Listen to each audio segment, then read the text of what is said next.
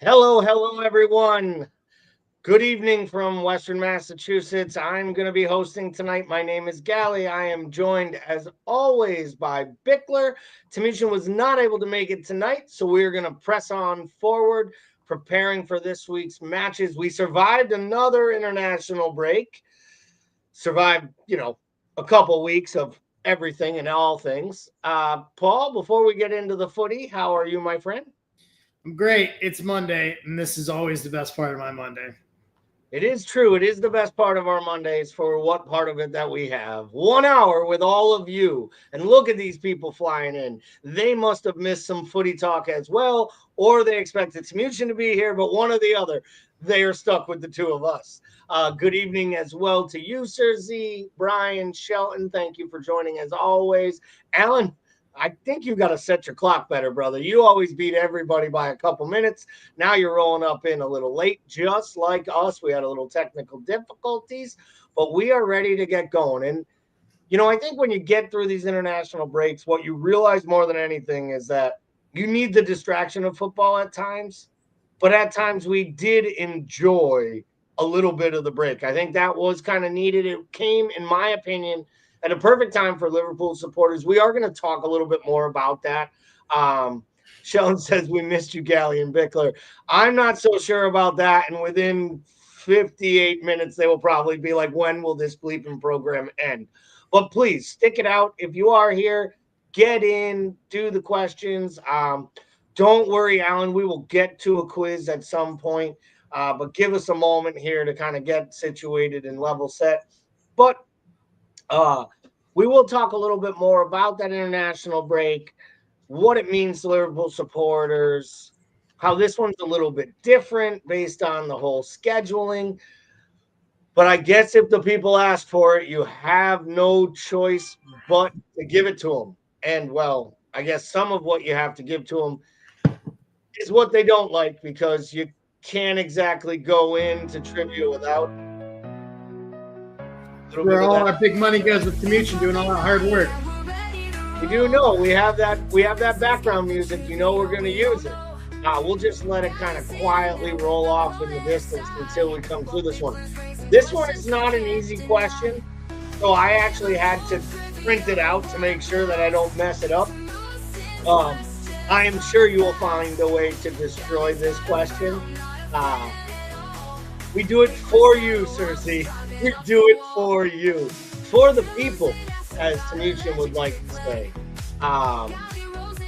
So as we jump in here, we'll save you all the rest of the trivia song. But ultimately, in the 245 official matches against Liverpool to date, Everton is tied with Steven Gerrard as the second leading scorer for Liverpool against Everton. Everton with their 10 own goals. So, our question is, which two other clubs have conceded 10 or more own goals in official matches against Liverpool? Oh, Lord. Now, I will say, little hint, BJ is starting to realize he needs to give a hint to be fair with questions like this. And I have to say, this is the type of like crack reporting we need at American Scouser, because I'll give him credit. These are good stats here. And this must have taken a lot of work. But the hint is both clubs are in the Premier League right now this season. That's what I was going to ask. Yep, they are both existing Premier League clubs. I'll even add a little bit of a hint. They are both currently in the top half of the table. Okay. That tracks for the two clubs I was going to guess.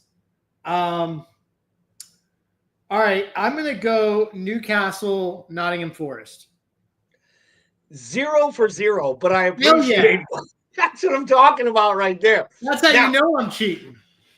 There's a couple sides of this question, and I've been waiting. Normally people jump in, but this is that type of hard question that even these guys like Alan and Sir Z, they're like, I'm not even throwing answers out there because I have no bleeping clue. One of them, I think I might have guessed, And the reasoning is I'm pretty sure that we have actually played this team over 200 times because they are a bigger size club. And it is actually Aston Villa, which is tied with Everton, conceding 10 own goals in 205 official matches with LFC. I'll give you a second guess here. This club is one of the few clubs in the top half to have won a Premier League title.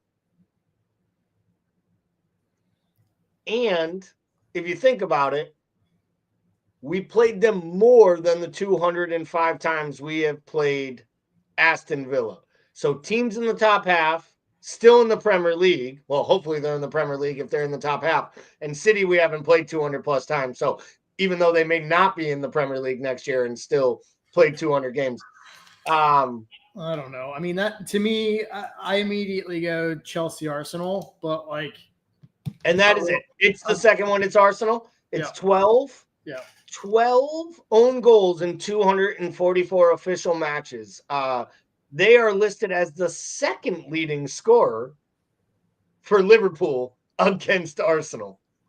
That's a crazy stat, actually. I think what's crazier to me is in 244 matches, no Liverpool player has surpassed 12 goals against Arsenal.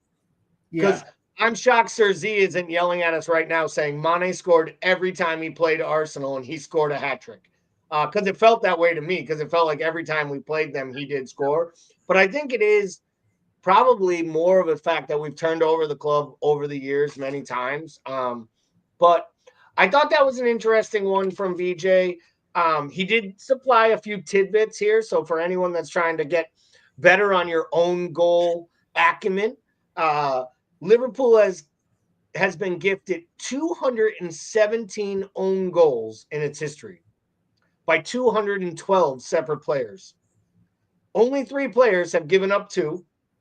Good friend Lewis Dunk, Steve Bruce with that broken nose and face of his, and of course, Wout Face, who found a way to do it twice in one half for Leicester City against us. I believe it was last year.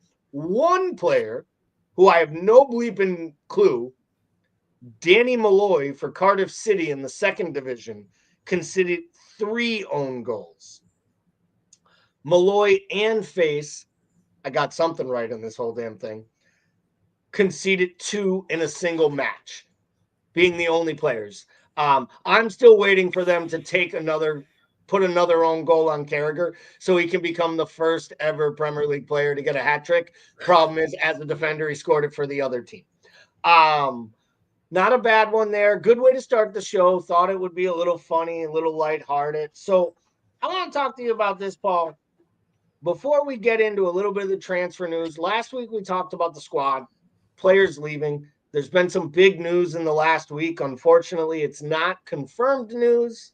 But I think anyone who can read tea leaves understands real life and has watched any level of professional sports knows that all the news coming out about Trent Alexander-Arnold is really coming out of 2 camps, Madrid and his camp, because it only hurts Liverpool at this point and their supporters, and that's not something I believe the club would want to do.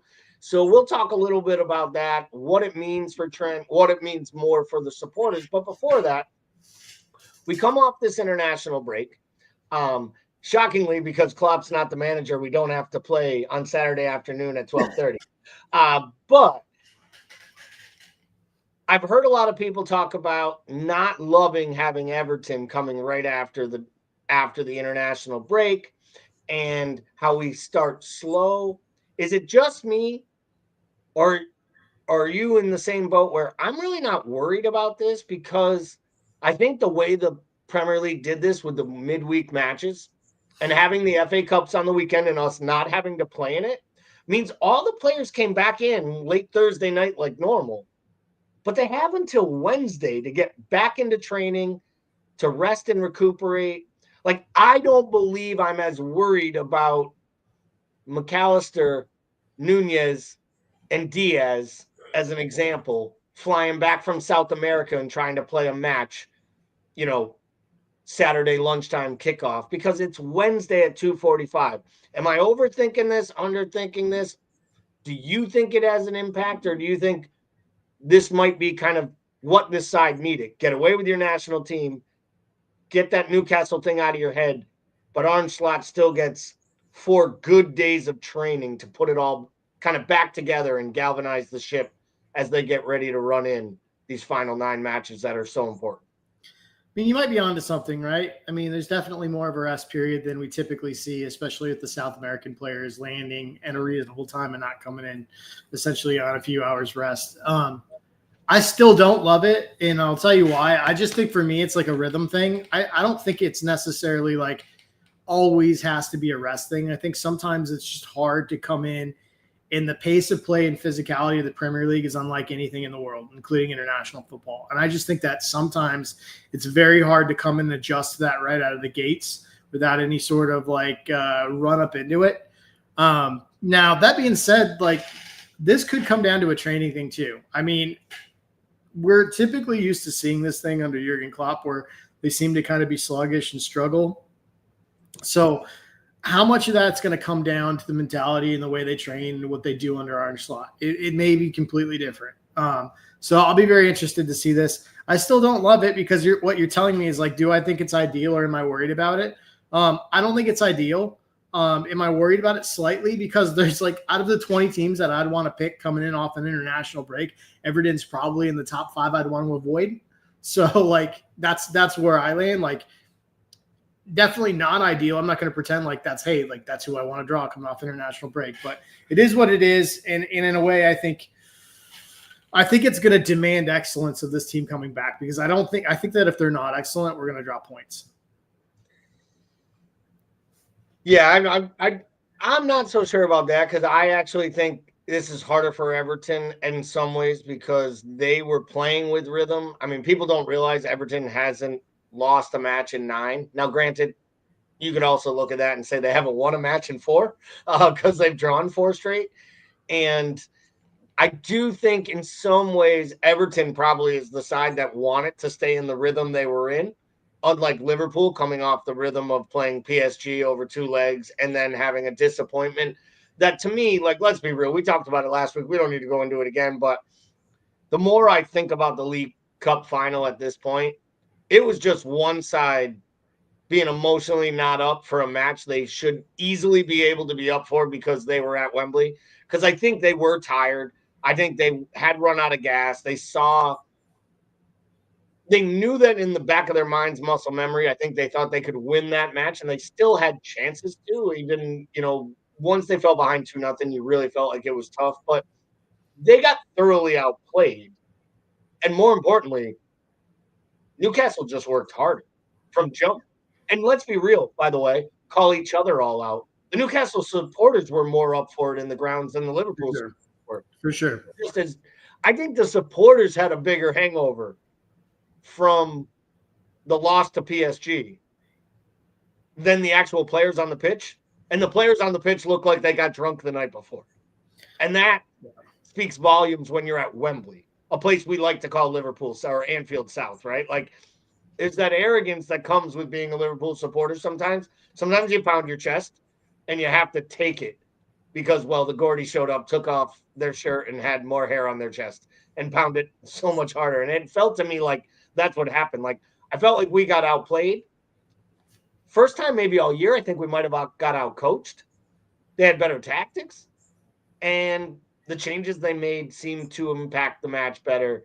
And their supporters from rip gave their side a better chance to win. And I think some of that comes to the fact that they waited 79 years for a chance to win that trophy.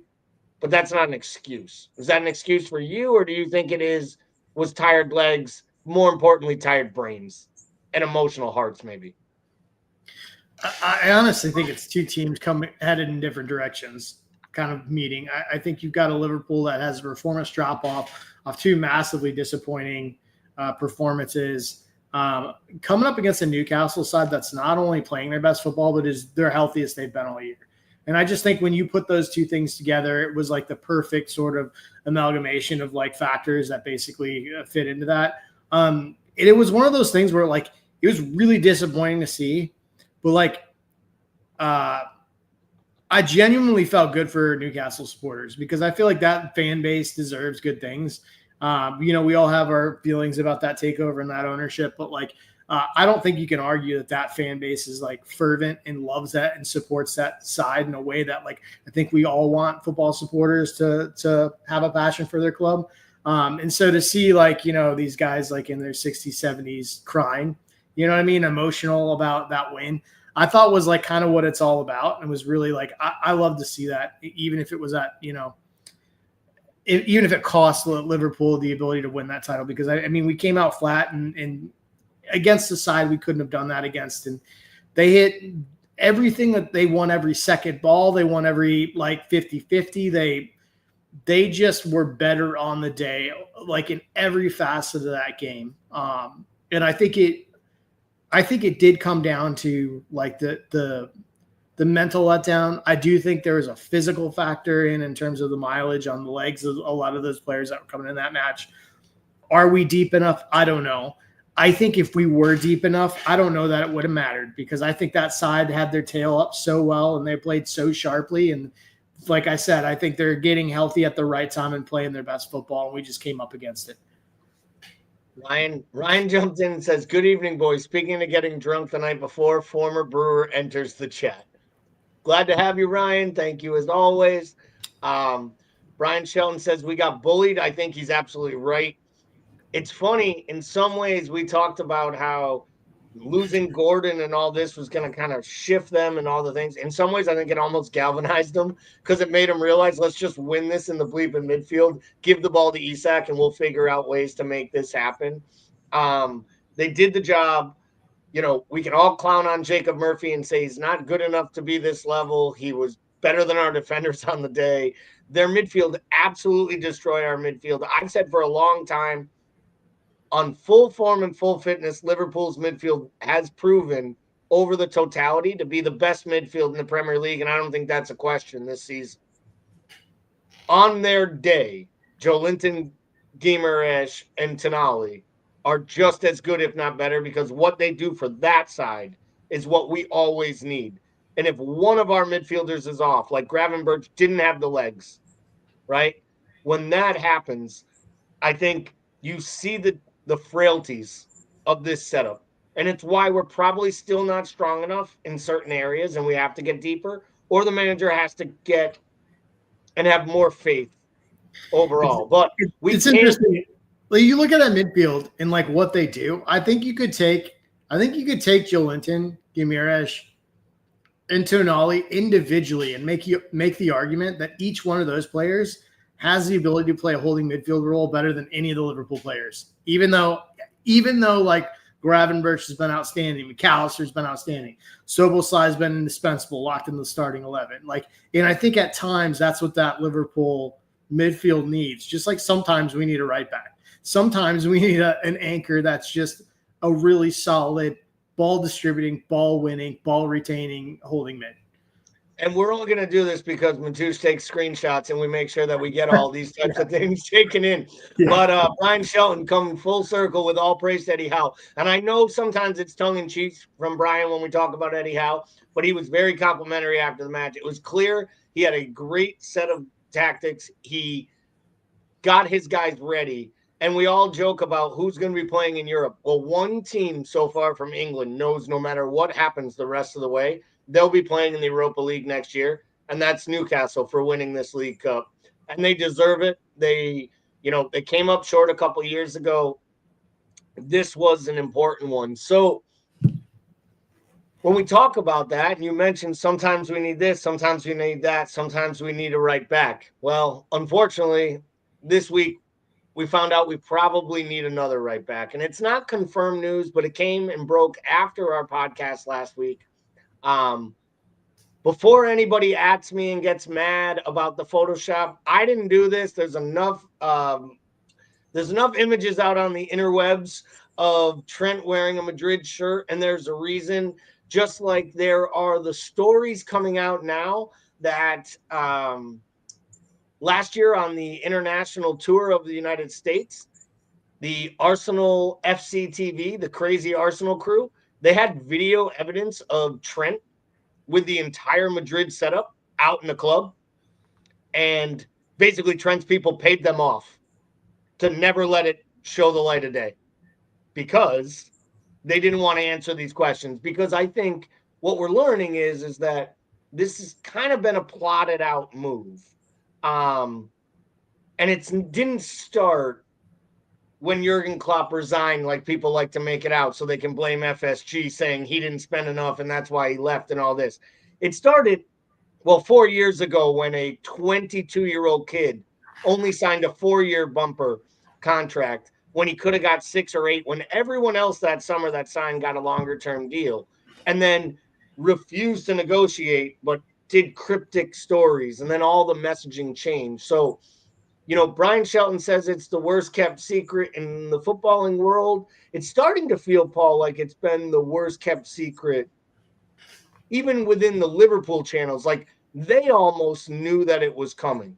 So before we get into the supporter opinions, right, me and you, I want to ask you how the club should feel. So they refused to sell last summer, but in the January transfer window, they refused to entertain the idea of selling him. But last summer, he made it very clear he hadn't made up his choice yet, and that he refused to go. Madrid is notorious for tapping up players and literally forcing them to move on a free by saying, we won't sign you if you require a fee. How much of this lies on Trent and his camp, regardless of the emotional side? How much of this and the fallout that is going to come is on Trent and his camp, which I know we all like to now quickly blame the brother, right? But it's just like when people blame the agent for saying something, the player pays it. And the player allows the brother to represent it. So to me, that's all on the player. How much of this is on Trent and how much of it is disloyalty? Flat out. I think this is a tough question. I really do. I think a lot of times it's very easy to go black or white here. I want to say that the majority of this is on Trent, but I have questions. And those questions are like, if you're Liverpool Football Club, when did you have an idea that he wasn't re-signing, right? Because if I have an idea that he's not re-signing and he's running a contract down, like, I don't give a fuck how long he's been here or how good of a steward of the club he's been. If he's not signing an extension and allowing us to get money, fair value for him in a transfer, I'm moving him to somebody who wants him regardless. You know what I mean? Like, it maybe, like, I'm putting him in a window. Now, maybe the club turns around and says, hey, we'd rather run this thing down and lose what value is left because we think that he has that much value in the club versus going and finding another fullback and trying to get him, into a new side, like into a side he's unfamiliar with a new manager, right? Maybe there's something to that. So, like, I have questions about when they knew, what they knew, when they knew, right? Because I think that shapes a lot of things for me. The problem I have is Trent came up, a boyhood kid, said all the right things, said all the things about wanting to be a captain of the side without really doing anything like any of the things that you want a captain to do or any of the things coming up for a kid like that to do. I have a real problem with the amount of premeditation behind this that shows a lack of transparency to both the club and the supporters. And I know oftentimes we demand this loyalty from players that we don't like to give back to them, right? But, like, for me, I think it's important for the supporters to always know where we stand in some regard. Like, I think I don't know how much honor there is in a player hiding this information, having a premeditated idea that they're making a move, and then putting in a club in a position where they're not going to recoup anything for him going out the door. That's what I have a problem with. And the when, where, why is kind of behind, like, my reasoning as to how much the club's fault plays into this and not recouping something, because I think that has a lot to do with it. And we've talked about this in the past, and I think this started with Jurgen, and maybe even before, but it really started with Jurgen. We saw it. He he would rather run down a contract and bleed a player he saw as loyal and he believed in and he wanted there rather than force them out. And we've talked about other clubs being ruthless with players, and what we saw with Chelsea this season, putting big contract, big players into the reserves. They were never going to push Trent into the reserves. But once he said he wouldn't go last summer, I don't know what they were able to do. I also think if the club tried to transfer him last summer and then it doesn't go good this season, you might torpedo a guy that you think was a great hire. I think if one thing we can all say, I think they got the appointment right to replace Jurgen Klopp, which was always going to be an enormous task. And they did get it right. And I think when you get something like that right, you can kind of look at yourself inward and say, hey, this is where we're at. And I see all the comments, and thank you. Keep chatting to each other in the comments. For me, it's a few things. The comments he made. He always wanted to tell everyone he was the scouts in the team. This was my dream. I just want to be captain, right? That was just 20 months ago. Those were the quotes. Right. And then this summer, the quotes were, I want to win the Ballon d'Or. I don't want to be heralded as the best right back of all time. I want to be heralded as one of the greatest footballers of all time. And what this screamed to me was, I'm better than all of you. I'm bigger than this club for one reason and one reason only. You don't say those things if you believe you can achieve those things at the club that has brought you to this point. What he's telling us is football is no longer Trent's number one concern. Social media clicks. He wants to be a David Beckham-like world star. And he thinks he needs Real Madrid to do that. David Beckham believed that he was bigger than Man United. At the time, they were the highest they ever were. And you know what? He was right. He needed Real Madrid to secure the largest contract in American sports history, which was all just a big fraud on paper. So he could go out on loan to 8 other clubs and win titles on every playing surface on every continent in the country, in the world. And I think Trent got caught up in his own press clippings along the way. But I'm going to say something here that people will not like this. Klopp played a huge role in this because he catered to Trent. He changed the whole entire formation to move him into the midfield. He basically told him, at any moment, half of the field to the right end line is all you. Go wherever you want, be wherever you want. Konate will pick up the pieces. Matip will pick up the pieces. Jordan Henderson will do your work. And all the Liverpool supporters will shit on Jordan Henderson and talk about you, the scouts and the team. And we'll put up a mural on a building with a false-ass quote. And I think that's why I have so much anger. And I guess my question before we move on, and because we do have to talk about some other things, and Serzi is spot on about this, Beckham did not leave on a free. Neither did Ronaldo, who might have left as a bigger villain from United. But what could they say? He was the best player to play at the club in 8-10 years. He was in the prime of his career, and he secured them an $80 million transfer. All Trent had to do was go to them last year. As soon as Edwards and Hughes came in and say, I'm not signing, I'm going to Madrid. They would have gave him a 2-year bumper. We would have got $60 million this summer.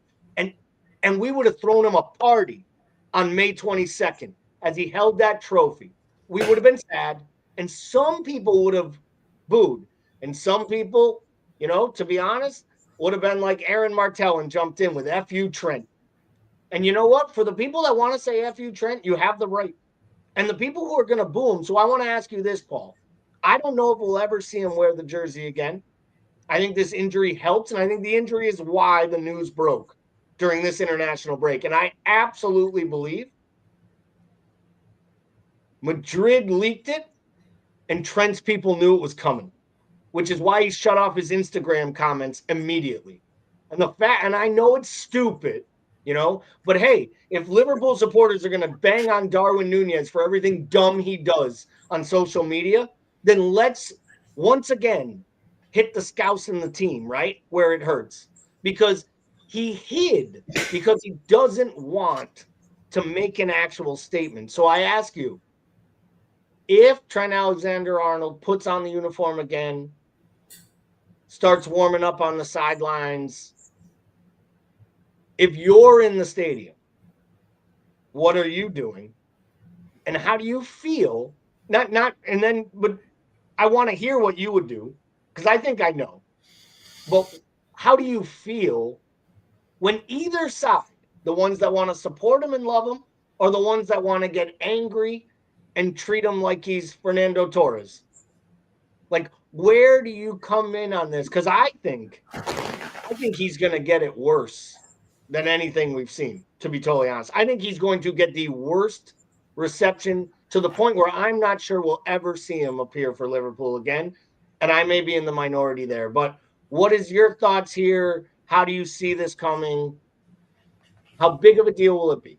I think this probably would have been different for me 10, 15 years ago. Now, in my old age, I'm the kind of guy with the hate in his heart that'll shake your hand and thank you for your service. You know what I mean?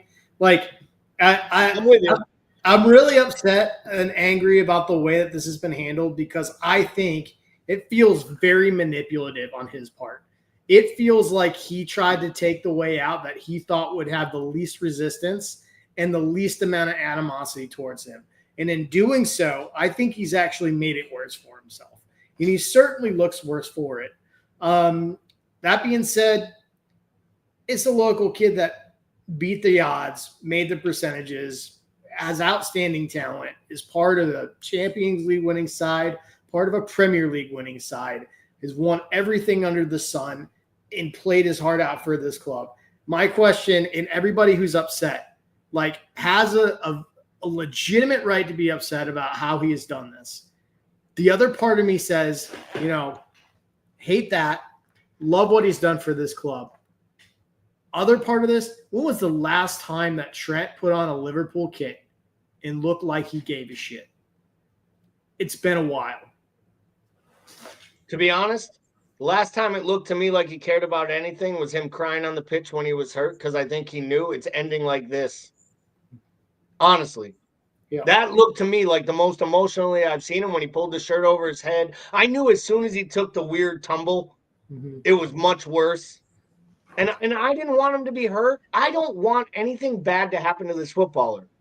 Though I'll tell you right now, May 23rd, I don't want a single thing of positive for him. I don't want him to become a Madrid legend.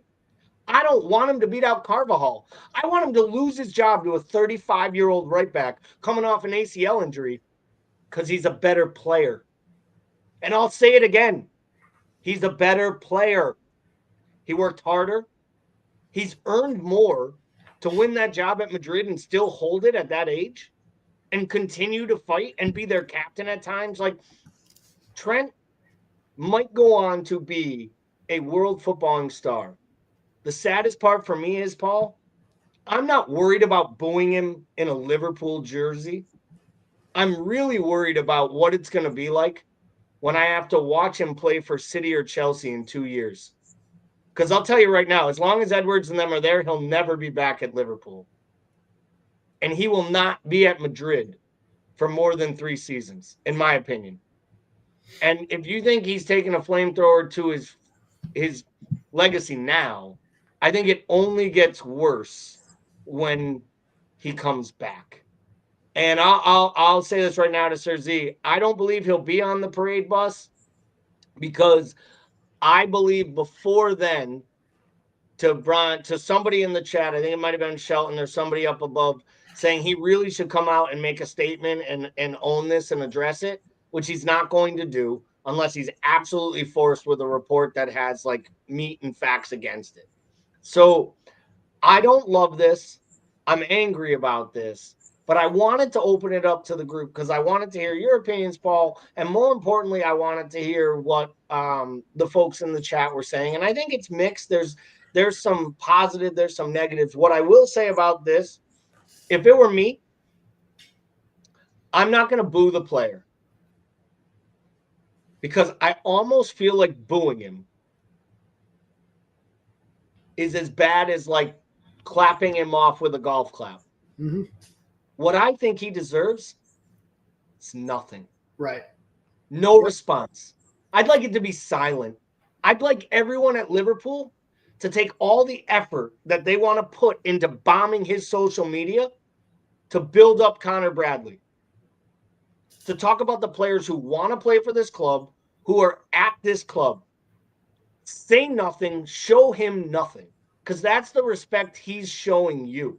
I don't want anything bad for him. I don't want him hurt. He has the right to go on. But the way he handled this was pitiful, in my opinion. And for that, he deserves the silent treatment the way people give it to their kids. I was going to say, like, this is a "you're dead to me" breakup with you, Gally, for sure.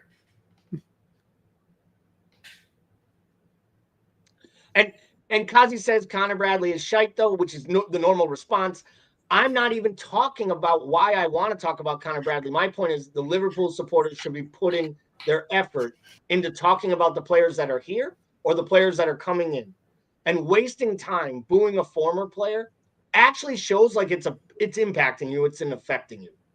And I don't think it should be affecting us now outside of the normal vitriol that happens when a player leaves or a person doesn't want to be here. We're going to jump off this topic here, but fans just want transparency. He could have been Bobby's send-off. He just said that he wanted to try something new and give everything for the club till he leaves. I do agree with that. I still think he had the opportunity to tell the club, work behind the scenes, and instead he worked behind the scenes with the club he's going to make sure he went for no fee. And that's what those dirtbags in Madrid do. They've done this so many times where they tap up players and they force them to move on a free. It's been their MO the last few years. Let's be honest, they did it with the most expensive footballer in the history of the world. PSG don't need the money. Should have got 200 to 250 million for Mbappe. And when you really read the stories, all the actual bids they made were all fraudulent because they were endorsement based. They were all these other ways. PSG wasn't getting the cash. So they said, screw it. We don't need the cash. We'll hold on to the player and we'll keep tugging on his heartstrings. And to be fair, clearly he cared more about PSG than Trent cared about Liverpool because he signed 2 more bumpers after everyone thought he was going to Madrid for a free. And eventually they still did okay. And I'd argue they did better because they got rid of Messi, Neymar, and Mbappe, and they built a team around Dembele and a bunch of great players. And we just saw what that team can do. I still think that team might go on and win the Champions League and finally get over the hump. It'll be crazy to see what happens. But we are going to move on to the Merseyside Derby. It's this weekend. I think it's time. Like, it's time to talk about this match, but really, how do we talk about this match? Probably starting with the lineup, Paul. Where do you think they go? What do you think that move is? How do you think this happens? Trying to think what you're going to see here. I said tomorrow. I meant Wednesday. Sorry, everybody. Thanks, RZ. Yeah, I don't know, man. Let's start at the back. Obviously, we know that Alisson will be in goal. I think the center back pairing pits itself, obviously, of Virgil and Konate. I would assume Robertson. Do you believe it is Kwanzaa? Would you do something different at right back, whether it's Endo, whether it's Jones? I would have done Endo. I would have done Endo versus Newcastle. But, so that makes me think that there's just an evaluation differentiator between what some guy on the couch and me thinks and the actual coach of the squad thinks. So, if they showed you Kwanzaa versus Newcastle, I can't imagine they wouldn't do it again, considering the fact that he wasn't the difference in that match. He's not the reason we lost. So I would expect to see Kwanzaa back there. Not what I would do, but that's what I expect.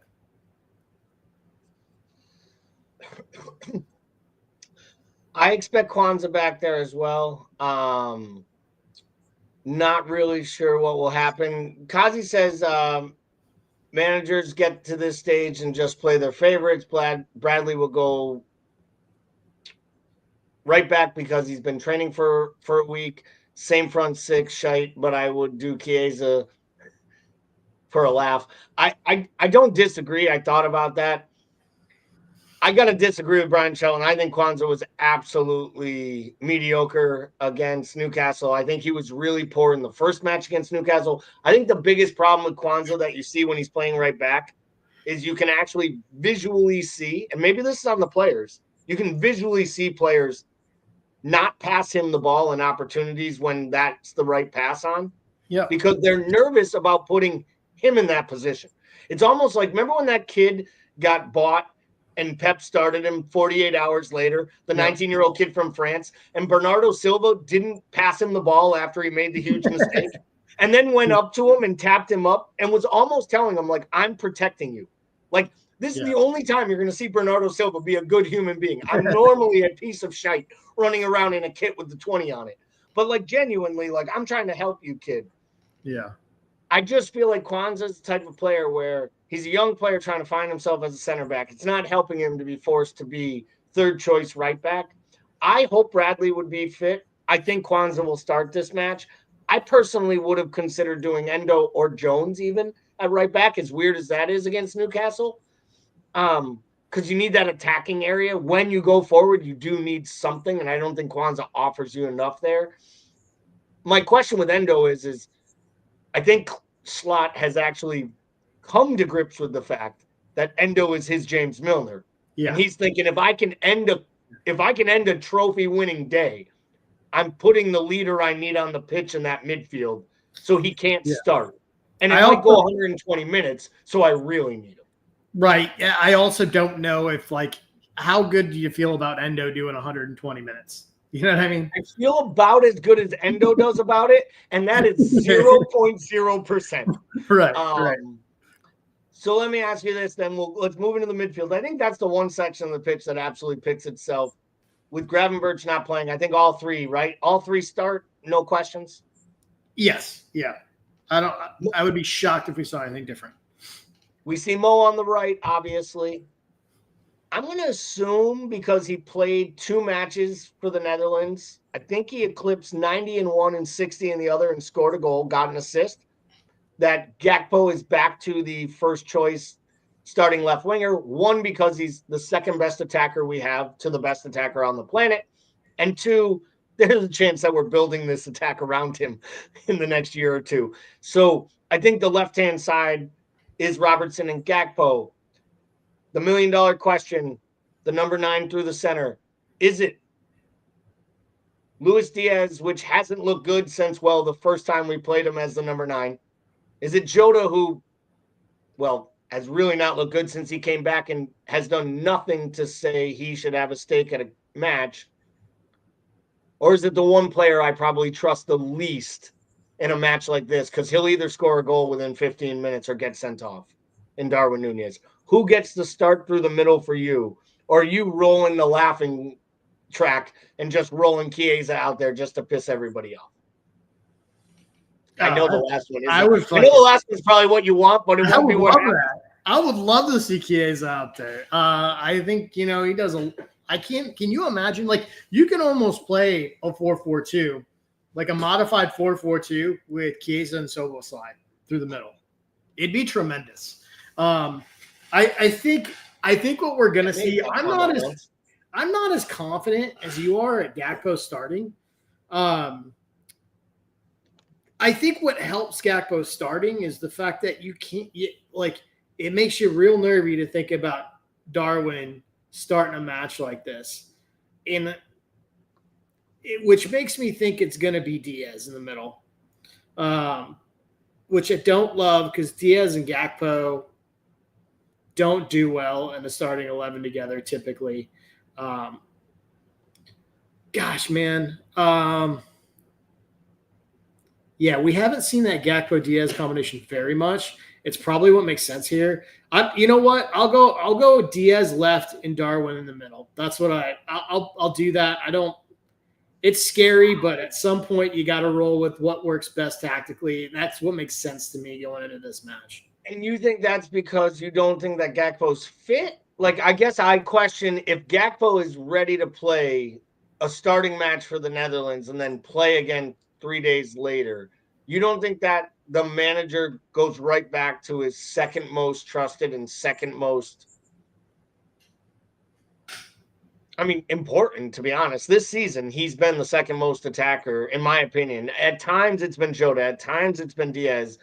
It's never been Nunez since he got here, except for people to bail on him and rat on him and rank on him. But, you don't think that he'll want to go to Gakpo in this match knowing this could be a match? And we haven't even talked about the fact that Arsenal has to play a tricky fixture against a Fulham side that's going to be literally irritated that they didn't put a good performance in at home. And I know it's at Arsenal, but I wouldn't put past Fulham to find a way to get even a draw or pull a result out of that match at the Emirates. And, it just feels to me like this is such a big one. I just feel like you start your absolute best players. And if Gakpo is fit, is he not one of the best 11? I'd start him over Diaz every day. I love Gakpo, right? And I agree with you. But the problem is this is a manager that doesn't like to sit Diaz. If you ever watch him, I don't think he's typically sat Diaz. Now, Gakpo's health overall has certainly been a contributing factor. But, we've seen Diaz play all three positions and across the board. I think if I'm looking at this team, if I'm looking at setting up and going against the, Moyes here, I want another winger who can essentially take people on the dribble with pace. It's not Gakpo's game necessarily. And I think it is Diaz's game. And I think that's what you want, especially with the situation you have at the 9. So I guess we're all kind of in agreement then that, which probably means Arne Slot will start Jota through the middle. That Jota is not even in the frame at this point based on his performances. Because to be honest, I can take a guy coming back from injury. I can take a guy not having finishing boots, just kind of still getting his way back. And we all know what Jota is, but Jota genuinely looks the one to me that is almost aged out. He's almost getting to the point where his physical attributes don't keep up anymore with the big brain he had. And I think what was underestimated in his play when he got here and when we saw him under Klopp was how well he led the press, how much energy he offered, and how physical he was for such a small guy. And I feel like all I see now is him just get knocked off balls, not be able to turn and attack at anyone. Genuinely looks shot. I think it's so much of what makes Jota great was just his ability, his sort of game IQ, in understanding the spaces. He's always where he needs to be, right? Like a true poacher. But the fact of the matter is as these injuries have accumulated, him coming back, he's no longer, he's a half step slow to those positions now. So he's not getting those knock-in goals or getting those and everything seems just a step late for him, right? So, maybe could he play a Verge? Could he do the Van Dijk and look like this for a month and a half and then all of a sudden come back and have a resurgence? Maybe he's not fully back from one of those injuries. That's certainly possible. Or this could just be one injury too much. And the fact of the matter is that he's coming up on, he's 28, which, for a striker is up there. So, feels to me like he's another guy. We've talked about it before. Feels to me like if the right offer came in, literally from a Spanish club, mid-tier Spanish club, an Italian club, maybe even he goes back and goes to one of the big Portuguese clubs and he just goes home to live and finish out his career and score a bunch of goals and win a couple more medals and have some Champions League nights. Just doesn't feel to me like he's still a Premier League striker that's going to lead a line. And I think at his age, he's not going to want to hear that he is a sub. Because I think when he got to Liverpool, he kind of fought as hard as he could to put himself into the frame. And at times, he was not first name, but he was one of the guarantees on the team sheet when he was fit, which was exactly 44% of the time that he's been here, which is ultimately going to always be his biggest issue. So before we get to predictions, and if anyone in the chat wants to give their predictions for the match, feel free to. From an Everton standpoint, we talked about the Liverpool setup. I think we know how we're going to do it. What is your biggest concern with either what you've seen from these Moyes teams, how Everton might set up? Like, I don't think like Beto makes us overly concerned as like he's not some flat track bully that's going to take on Konate or Van Dijk on a one-off and beat them for an afternoon. I don't think he's Chris Wood where he's going to get 2 chances and score 2 goals and beat you 2-1, right? Like, is it the wingers? Is it if Ndai is available? Is it, the dynamic players they bought in January? Because they did do some good business. Maybe the Alcaraz kid, like with a big moment. Like, where is it? Or is it a crazy set piece and it's just James Tarkowski and Brathwaite just being the best the best partnership on the pitch and somehow keeping us out? Like, what do you think? Yeah, my concern is from my concern is we don't put this game to bed. And the fact of the matter is this Everton squad hasn't won or lost a game by more than a single goal since the beginning of February. And so my concern is they hang tight, they keep it close, and then they beat us or we drop points on a set piece. That's basically your concern is what we saw last month. 100%. Basically being replayed. Yep. BJ's concern is an own goal. Well played, BJ. And it was a great trivia question, by the way. I don't know if you were listening earlier. We didn't see your comments, so I'm assuming you weren't. Paul immediately guessed 2 teams, and neither of them were right. So you did your job. Brian says you can't over-respect him. I kind of agree. I think, especially coming off of the international break, I'm going to be so locked into the first 15 to 20 minutes from both sides. Because what I want to see is does Liverpool come out with the intensity to get Anfield up and really push it? And what does Everton do?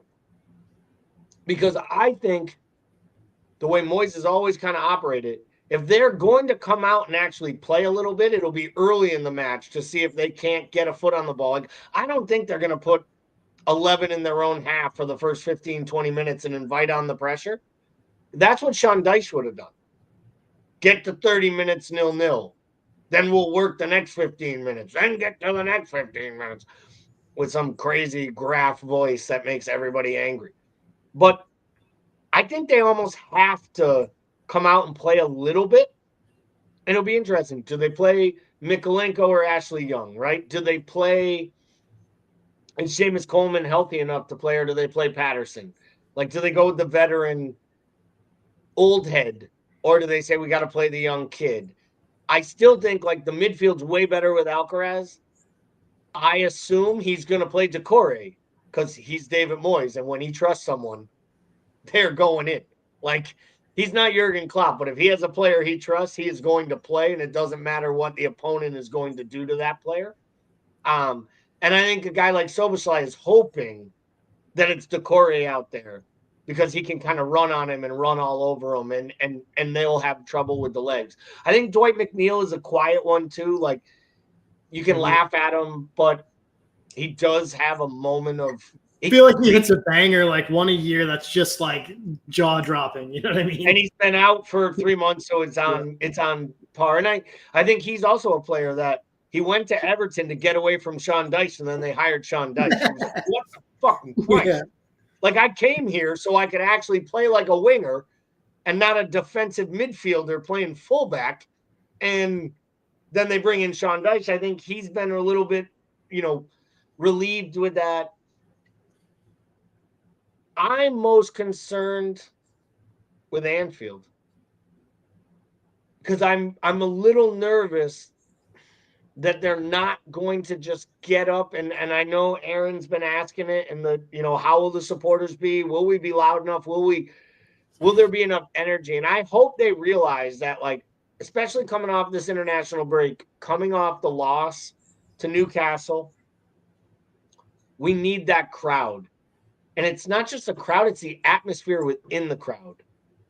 You can't miss a couple chances and then get quiet or start sighing. And I think it always seems to permeate down to the players on the pitch. And, you can't herald yourself for the great nights and not also take some criticism when you do nothing to help a lunchtime kickoff coming off an international break. Not that we'll just blame the tourists.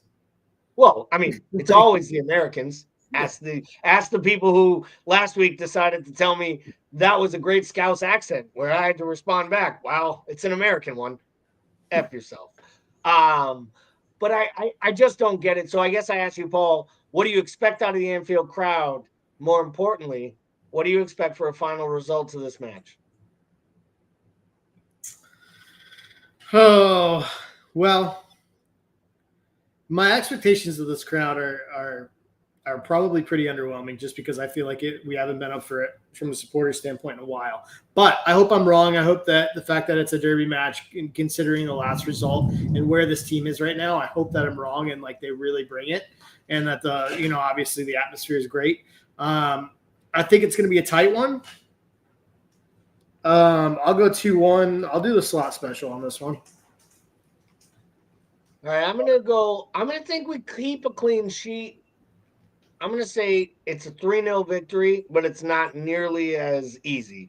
Like maybe it's 1-0 at the half and it's still awkward late and we get some subs on, and with those tired legs, that's when we turn it on. Brian Shelton also says 3-0. So I'm going to go 3-0.